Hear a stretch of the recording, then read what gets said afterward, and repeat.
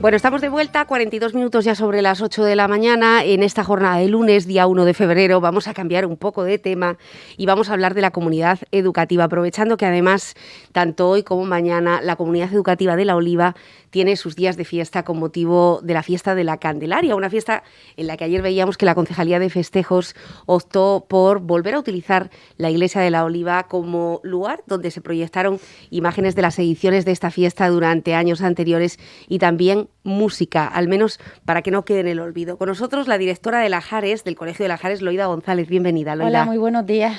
Bueno, celebrando la Candelaria, como vemos. La verdad que sí, aprovechamos en el 6 Lajares, que cogimos el lunes como día de libre disposición y lo alargamos hasta el martes y se agradece un poquito. Para tener, bueno, pues un periodo de descanso, porque como me comentabas, la mayor parte de la comunidad educativa en Lajares no son de aquí, no son profesores que residan en la isla. Correcto, o sea, mi plantilla, un 70% son maestros de Gran Canaria y el resto proviene de la península. Entonces, cuando elegimos estos días, intentamos ser conscientes de que ellos también tienen sus familiares y más en esta época de pandemia. Y bueno, intentamos que esos puentes sean lo más largo posible para que a uno le sea rentable pues el tema del billete de avión, la vuelta y demás. El tiempo, exactamente, sí. ¿No? Bueno, cuando comenzó este curso, también hablamos contigo, Loida, sobre las condiciones en las que tenían que adaptarse los colegios, la incertidumbre enorme que había, el hecho de meterse en un aula con muchos niños y no ser ni contagiado ni contagiador. ¿Cómo han sido estos primeros 4 meses? Pues mira, empezamos con mucho estrés, lo tengo que decir. De hecho, yo al principio decía, los maestros no vamos a caer por COVID, vamos a caer de estrés. Claro. Y de hecho, un poquito se está cumpliendo esta situación, pero bueno, la verdad que empezábamos en un túnel bastante oscuro, con mucha incertidumbre, con pocas ayudas, porque es verdad que partíamos de unas familias a las que la información les llegaba a cuentagotas, y les llegaba a la vez que a nosotros. Es decir, yo como directora no podía dar más información porque no la tenía. Yo estaba a esperas porque nos incorporamos un 15 de septiembre, los maestros antes, evidentemente, que los niños, pero es que no obtuvimos unas pautas de trabajo y unas indicaciones hasta el mismo día, casi que los niños se incorporaban. De hecho, bueno, los que me estén escuchando saben que una vez entraban los niños, se estaban ellos como adaptando y cambiando cosas que veían que no se podían hacer y otra vez de nuevo con los niños en el centro adaptándonos e improvisando, ¿no? Es verdad que el tiempo, bueno, ha ido pasando, estamos bastante contentos en el sentido de que los centros, sobre todo en Fuerteventura, lo tengo que decir, nos estamos dejando la piel, llevamos a cabo los protocolos, las clases burbujas, intentamos pues eso, que no haya un contacto de una clase a otra, ¿no? Pero es verdad que a lo largo que también avanza el curso nos hemos ido dando cuenta que la cosa se ha relajado un poco. Y nos vimos en una situación un poco curiosa que te la quisiera comentar. Sí, porque sí, la verdad que, por si alguien le ve otra explicación que no le veo yo, ¿no? Y es que en los centros, ¿no? Los equipos directivos nos machacamos cada día, pues eso, para pasar las supervisiones que tenemos del tema de COVID. Eso, filas burbujas, clases burbujas. De hecho, hasta el viernes tuvimos una reunión con el inspector de educación, el de nuestra zona. Tenemos incluso, fíjate, que tener un listado, ¿no? Con las veces que damos, por ejemplo, plástica en el aula. Sí. Y tenemos que anotar si el material fue desinfectado o no dentro de esa propia clase burbuja. Entonces tú cuentas, desde que sacas ese material y lo desinfectas primero para que el alumnado lo toque, ¿no? Estamos hablando, insisto, grupo burbuja, es decir, se me cae el afilador y mi codo por la ratio, que son 27 por aula, se toca con el compañero. Entonces, aún así, desinfectamos ese material, pero es que una vez después de usarlo y de dar la explicación, sabemos que en plástico hay que sacar material, etcétera, hay que volver a desinfectarlo y volver a rellenar ese papel. Entonces, a veces decimos, bueno, ¿y la clase cuándo la doy? Claro. Porque además cuenta con que hay especialistas de inglés, de francés, educación física, que entran dentro del aula. Lógicamente, desinfectamos la mesa, pues si utilizaste el borrador, pues también. Y nos vemos con que hay poca cantidad de espacio para la clase en sí. Pero Claro. bueno, nos intentamos adaptar. ¿Qué pasa con todo esto? Y perdona, que después de llevar todo esto a cabo, nos llegan del Ayuntamiento de La Oliva, el personal de deportes, diciéndonos que comenzaban las actividades extraescolares en el centro, que no hay problema.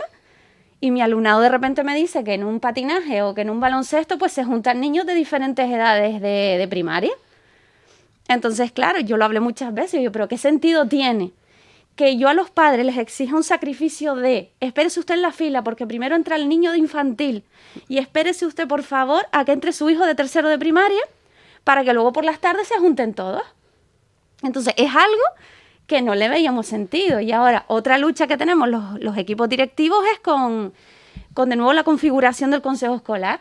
Estamos intentando que las visitas de padres sean online, tenemos esa comunicación para no presencial para protegernos todos, vamos a decirlo así, y ahora resulta que nos obligan a hacer la configuración de consejos escolares presenciales, los padres entrando al centro, votando. Vamos a ver si nos hemos adaptado para dar clase online, esa tutorización a las familias online, porque venir a votar presencialmente, o sea, es que no le veo sentido. Entonces, es un paso para adelante, 6 pasos para atrás.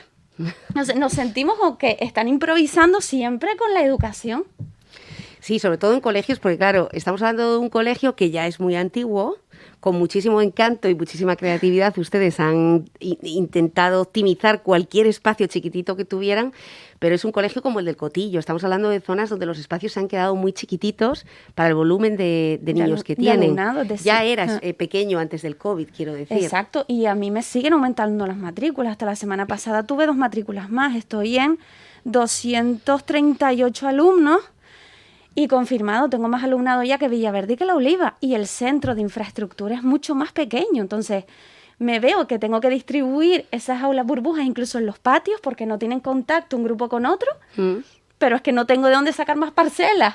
Entonces, es como, o me amplías el colegio hacia arriba, porque a los lados no se puede, o me quitas niños, ¿no?, de este centro. A ver, claro, el tema luego cuál es, que hay muchísimas viviendas en las áreas. Y lo entiendo, es su zona la que les corresponde para el centro. Entonces, cuidado, ya estamos hablando de que no puedo dar respuesta a tantas personas que vivan en la zona, hay que buscar otro tipo de soluciones. Bueno, a principios de curso, además de dibujar esta situación que acabas de describir perfectamente, ¿de qué sirve todos estos cuidados por la mañana si luego nos mezclan a los niños en las actividades extraescolares, ¿no? Bueno, pues esto alguien tendrá que responder sobre esto. También hablamos sobre la necesidad de mantener los profesores COVID. Algo que se veía que a principios de enero quizá no iban a continuar según las cifras. Ahora nos acaban de decir que sí, que van a contar con ellos durante todo el año. A ver, era una lógica aplastante si nos preguntabas a los equipos directivos, porque sabemos la realidad que hay en un cole. Sabíamos que desde el momento en el que un papá, un niño o un profe tira positivo, ya se nos avisaba que esa plaza no te la iban a cubrir con cualquier nombramiento, sino que ese refuerzo COVID que tú tenías en el centro se iba a hacer cargo de ese horario. Y aparte, dentro de su horario de la persona que está destinada, yo tengo una compañera, la Joyce, en el cole, aparte es el encargado de que en el caso de que detectemos pues, que un niño tiene fiebre, que se encuentra mal, etcétera, es el que está autorizado para estar con ese niño, avisar a la familia y estar con él en el aula COVID o con ella hasta que la familia llegue. Entonces, es una figura indispensable y hasta que la pandemia no desaparezca o esta nueva realidad, esa figura tiene que estar en los centros sí o sí. En el caso de Lajares, ¿ustedes han tenido algún brote, algún contagio? Contagio sí, vamos a ver. Nosotros en el mes de diciembre tuvimos 2 profesores que dieron positivo y la verdad que... A ver, empezó la cosa un poco espesa, tengo que decirlo, porque todo esto es nuevo para todos. Entonces, es verdad que la comunicación entre el centro de salud y el cole llegaba un poco tarde.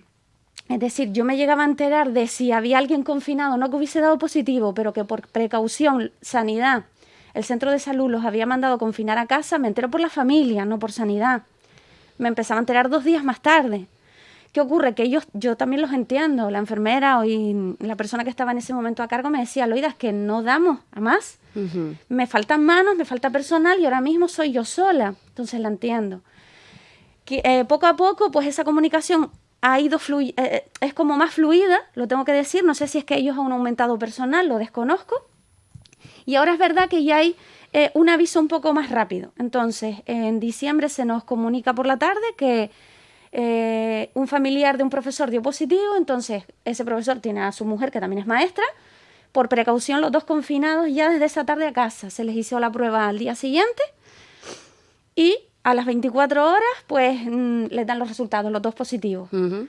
Instrucciones, pues como siempre nos tenemos que... todos los contactos estrechos, ¿no? Exacto, a ellos se les pregunta que con quién han estado sin mascarilla, y bueno, se ve que las medidas en el centro han sido buenas y se considera que no se confina a nadie.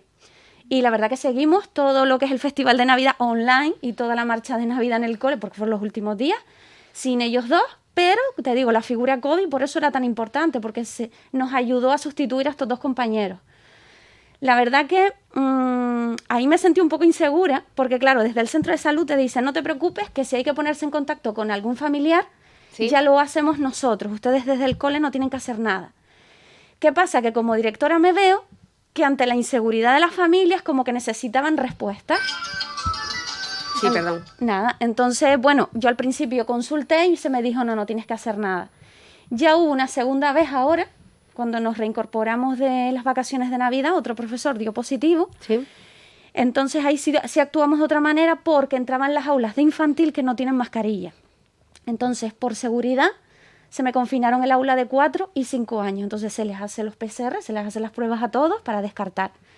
Justo ahí, pues canta un niño que da positivo, entonces se ponen todas las alarmas en pie y demás. Me imagino, claro, dentro de un grupo burbuja, el resto de los niños habrán tenido verdadero temor, ¿no? Los padres también. Los padres, porque claro, es un infantil, van a rincones, no usan mascarilla. Ya. Entonces, claro, todo el mundo entra en pánico porque papás, pues, por sus circunstancias, uno más delicado de riesgo que otro, ¿no? Entonces, y luego no solo eso, estoy en mi casa, porque me acuerdo que estaba en el almuerzo, me llaman el compañero, el jefe de estudios que habló con el centro de salud, y dice, ¿estás sentada? Digo yo, a ver, sí, como ahora.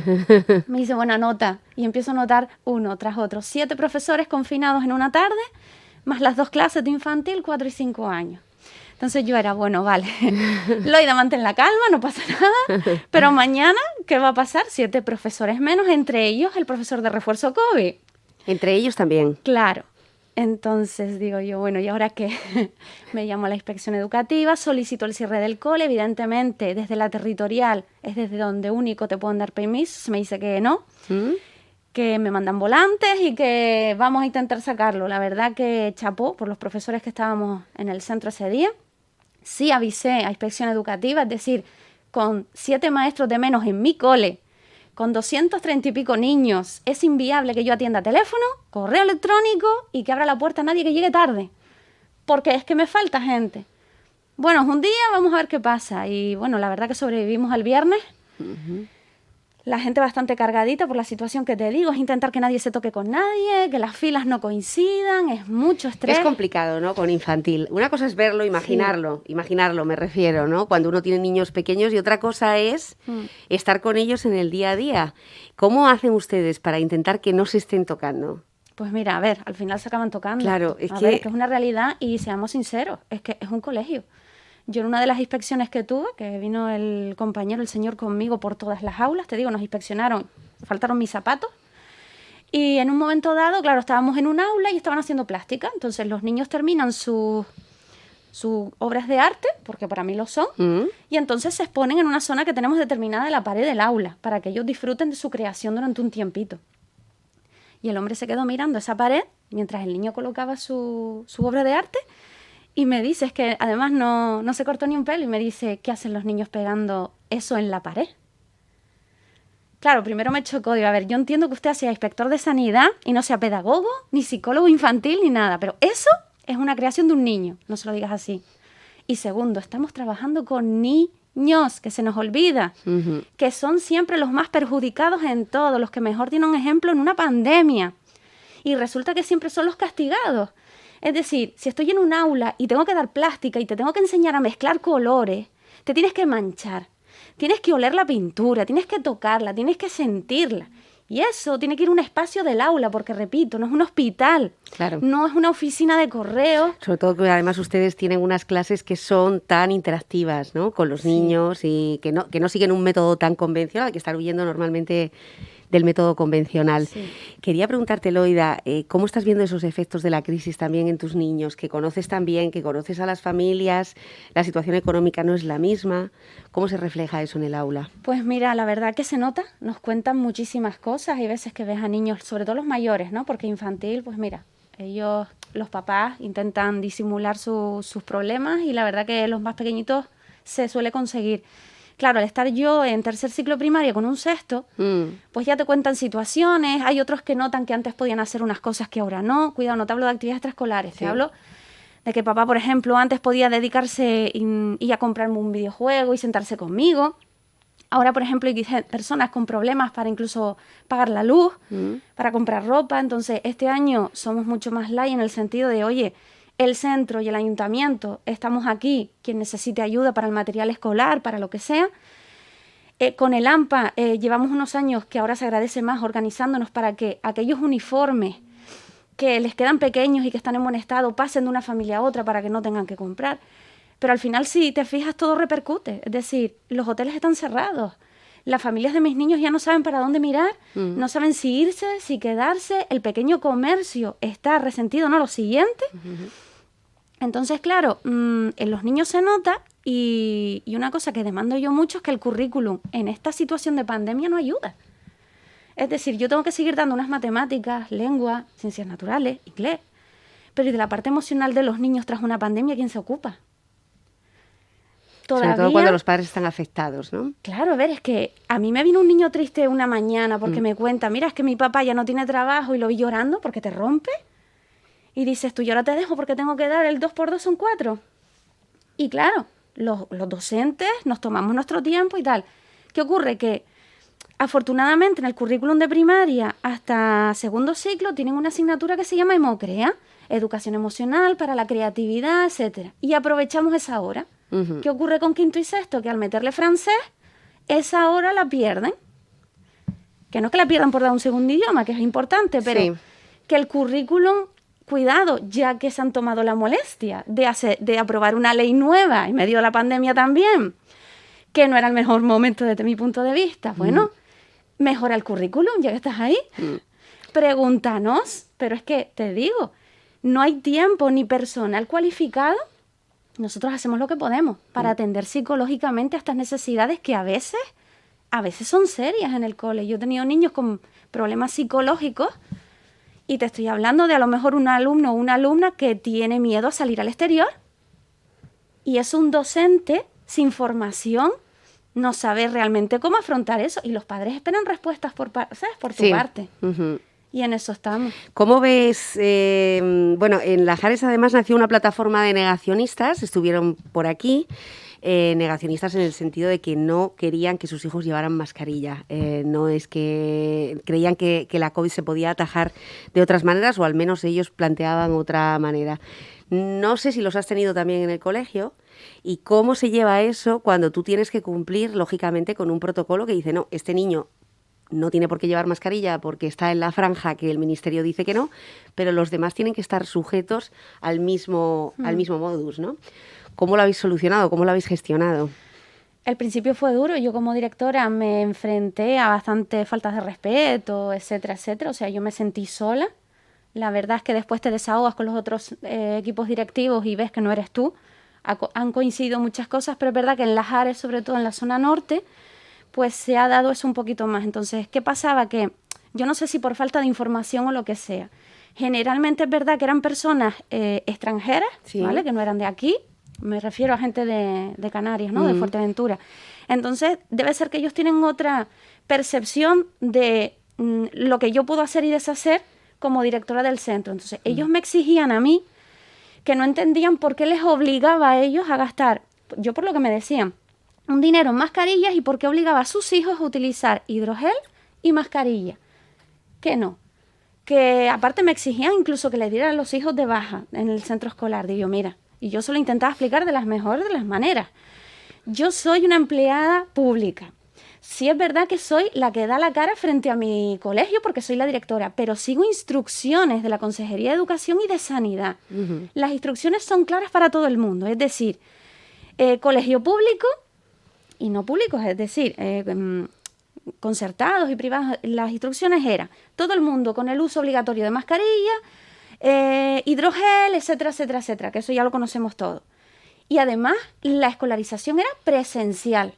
Esas son las instrucciones que teníamos todos. Ellos me demandaban a mí que les diera clase a sus hijos también online, al no traerlos. Entonces yo no me puedo dividir en dos, por mucho que yo quiera.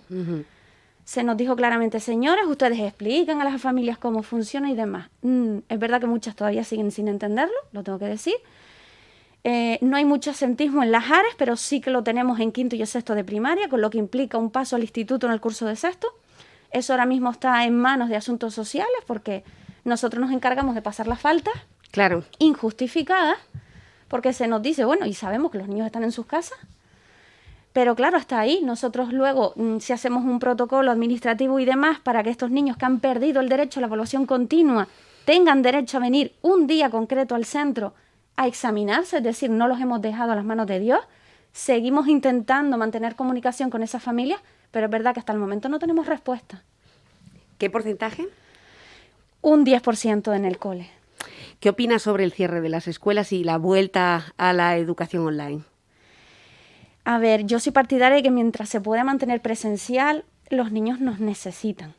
Pero no solo a los profes, sino a sus compañeros. Es que estamos hablando de que enseñamos a relacionarse, que trabajamos lo que te digo, esos pequeños fracturitas que pueda tener cada uno emocional, pues una sonrisa en clase, un abrazo de un compañero, de tu profe.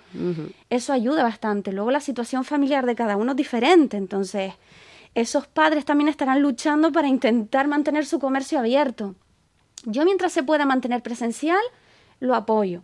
Pero es cierto que en determinadas circunstancias, si esto se va de la mano, no pasa nada. Estamos ya más preparados que cuando pasó por primera vez, que de un viernes a un lunes fue todo en plan sorpresa. Nos pasamos al online, ya tenemos un plan B, o deberían los centros tener un plan B en caso de que suceda. Entonces, vamos a mantener la calma, que en caso de que hubiera que hacerlo, que confíen en nosotros, que lo vamos a hacer lo mejor posible. Que ya tenéis un año, ¿no?, de experiencia para comunicaros con las familias, como decías, de forma online, entregar las notas también de forma online, También etcétera. Es verdad que yo no he notado diferencia en dotación de ayudas tecnológicas por parte de la consejería en caso de que esto vuelva a ocurrir. Es decir, yo puse bastante dinero de mi bolsillo, para que la gente me entienda, para tener un buen micrófono en mi casa, para hacerme un croma en casa y para tener material disponible, pero yo tengo 2 compañeros que tienen situaciones diferentes a las mías, separados,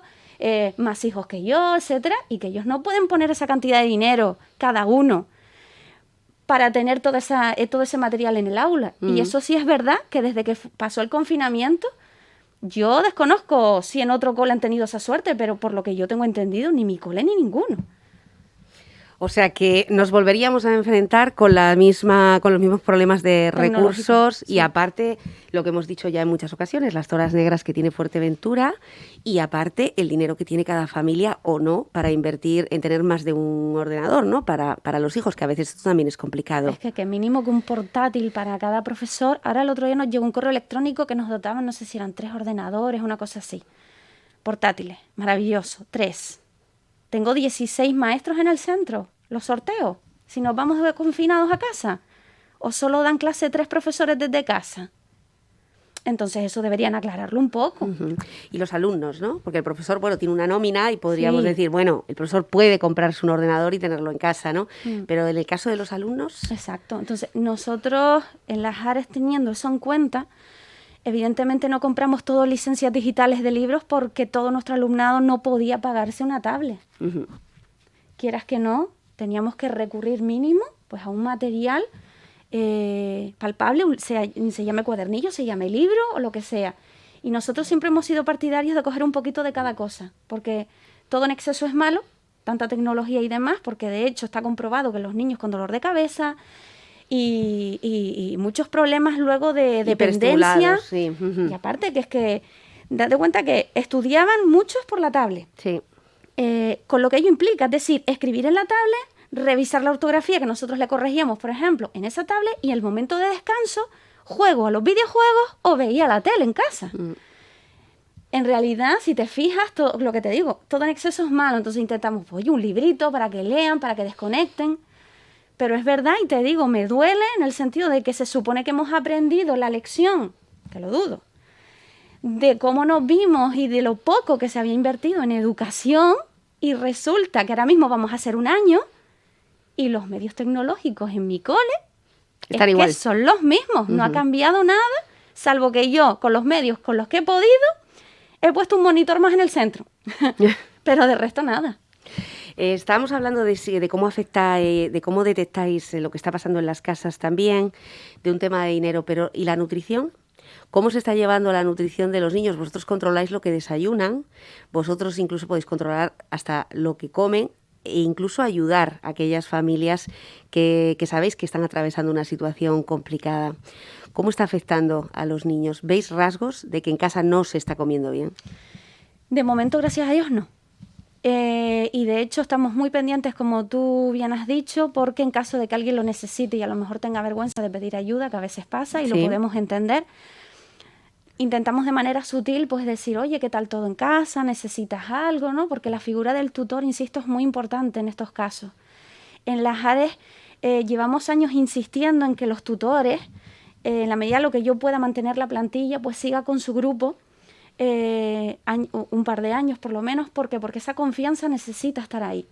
Es imposible que cambiar de maestro de año en año conozca bien a los padres, a los niños y sus problemas. Eso es inviable. Y como intentamos presumir en el cole de la educación emocional, que la trabajamos y la valoramos mucho, de ahí la importancia de que el tutor se mantenga. Entonces, ya no solo dos cosas, he podido mantener la plantilla casi al 100%, cosa que me ha venido muy bien como directora, y aparte es que las familias ya conocían al profesorado. Entonces, salvo, bueno, una compañera que vino nueva y demás, pero eso ayuda, porque han tenido confianza suficiente como para decir, mira, este año no puedo, no tengo ni para la mochila o lo que sea, sí para el desayuno, pero me veo mal para el uniforme, me veo mal para el material de clase. Entonces, ahí el centro se ha puesto en marcha, ha solicitado ayuda a las editoriales, a la AMPA, y la verdad que entre todos lo hemos solucionado por ahora. Sobre todo cuando ustedes además han tenido la trayectoria que han tenido ayudando cuando ha hecho falta, pues por ejemplo aquella campaña tan famosa de las mantas que dio la vuelta, y que quién nos iba a decir que en este momento quizá esas mantas las iban a necesitar también los niños, los mismos niños que donaron, ¿no? Hay un principio de solidaridad en el colegio. Quería preguntarte también, Loida, para terminar, has ganado premios año a año y cuando no te presentas tú, te eligen el resto de los compañeros en los premios educativos. Has llevado la bandera de Fuerteventura y ese colegio de Lajares a nivel nacional. ¿Cómo se ha portado este año la COVID con esos premios? Pues mira, bien. La verdad es que, bueno, este año no hubo suerte, nos quedamos los 3 profes fuera, pero fue un año, te digo, complicado. Y bueno, ellos han seguido pues con esa formación que todos podemos hacer online y que la recomiendo para tantos docentes que quieren reciclarse, porque siempre es importante. Y te digo, es el Congreso Mundial de Educación, los ponentes de verdad que son maravillosos, siempre se aprende algo. Y bueno, la entrega de premios a los compañeros que quedaron finalistas este año son también online. Se han creado como un espacio virtual muy chulo, como para que también le guste a los más jóvenes, ¿no? Y la verdad que es interesante. Y nada, en el cole, te digo, seguimos trabajando como siempre, con la misma ilusión. Y también, si me lo permites, nos sentimos muy orgullosos porque al principio éramos nominados en general 200 maestros. Este año de primaria éramos casi 600 y pico. ¿Eso qué significa? Que las familias confían en nosotros, que ya son 600 y pico familias que dicen, jope, la profe de mi hijo, ¿cómo se le ocurra, no? Vamos a valorarlo. Sobre todo porque son los propios padres, es cierto, los que están optando. Exacto, porque los que os hacen ganadores, básicamente. No es lo mismo que en una universidad, que el propio alumnado te nomina, es independiente y es mayor de edad, pero en el caso de infantil y primaria, el peso recae en las familias, evidentemente. Y en esa cercanía, ese contacto diario que mantienen. Bueno, me imagino que este año, que vamos todavía por el primer cuatrimestre, ¿no? Que no es que ya haya terminado, a ustedes se les está haciendo como si fueran 5. Eterno. Pero así que disfruten de esta fiesta de la Candelaria, Loida, muy merecido. Y gracias por venir a plasmar ese testimonio de qué pasa cuando el coronavirus entra en un colegio y afecta a niños y afecta a profesores, y cómo has logrado gestionarlo de esa manera. No sé si quieres darle un mensaje a todos los padres que te están escuchando y que te quieren un montón de la zona norte, y a todos los profesores que para ellos eres una referencia, que eso nos consta perfectamente. Yo de verdad, mira, lo primero agradecerte el poder estar aquí, porque muchas veces otros compañeros me dicen, es que parece que no tenemos voz, y cuando te escuchamos eres... Claro que la lo tienen. digo desde el respeto, ¿no? Eres como un poquito la portavoz, ¿no? Porque tienes esa oportunidad. Entonces, primero agradecer a las familias que están poquito a poco confiando cada vez más en nosotros, porque entiendo que es una situación complicada para todo el mundo. Uno se preocupa de la situación que tiene en casa y de si te vas a afectar, si el niño luego se va a contagiar en el cole o no. De verdad que todos los centros nos dejamos la piel para que ese protocolo se lleve a cabo.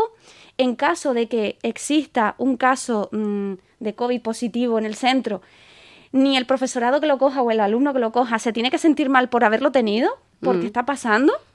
El compañero Loida, perdona, no, es que no sé. Digo yo, pero a ver, que no te tienes que disculpar para nada. Claro, te sientes culpable porque el foco está en ti. Entonces, ¿no? Todos vamos al final a pasar por ahí en un momento u otro. Seguramente. Entonces, hay que darle normalización para los niños. Oye, va a pasar esto, no pasa nada, y un centro de salud y unas indicaciones. Y sobre todo, me quito el sombrero por todos los equipos directivos y profesores, que son horas en casa, porque claro, ya no es preparar una actividad normal para una clase, es preparar una actividad para que no se me junten más de 4 en una mesa, para luego ver qué material para desinfectarlo. Y son muchas horas corregir en casa, más el tiempo que implica, y aparte lo que no hemos caído, que esas actividades sean motivadoras. Claro. Entonces, insisto, es un esfuerzo sobrehumano, y a mis compañeros, a todos, todo el apoyo del mundo, que quien necesita desahogarse, estamos ahí en el Colegio de las Ares haciendo terapia, y nada, que muchísimas gracias, de verdad. Loida, mucho ánimo. Queríamos ponerle foco siempre a Loida, un ratito, sabe que lo tiene en esta casa, pero ponerle foco a cómo se está gestionando cuando dejamos a nuestros hijos en la cola del colegio, qué es lo que pasa una vez que ya entran en las aulas. Imagínense desinfectar cada uno de los plastidecores, de las gomas o de los borradores que están utilizando. Loida, muchas gracias. Gracias a ustedes. Nosotros volvemos inmediatamente, no se vayan.